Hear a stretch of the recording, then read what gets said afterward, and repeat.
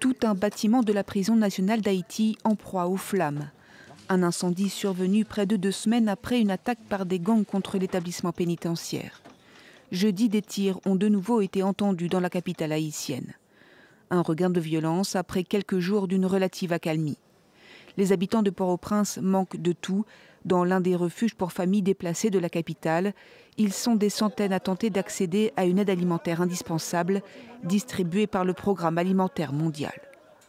On ne voulait pas fuir nos maisons et quitter nos quartiers. On ne voulait pas errer dans la ville à la recherche d'un endroit où nous réfugier.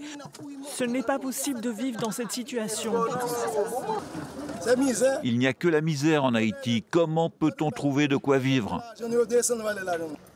À cause de la violence des gangs qui contrôlent 80% de Port-au-Prince, des milliers d'Haïtiens ont dû fuir leur quartier. Selon l'ONU, il serait au moins 360 000 déplacés aujourd'hui. Les Nations Unies ont promis de mettre en place un pont aérien pour fluidifier l'aide humanitaire vers Haïti. Sur le plan politique, le processus de transition peine à aboutir.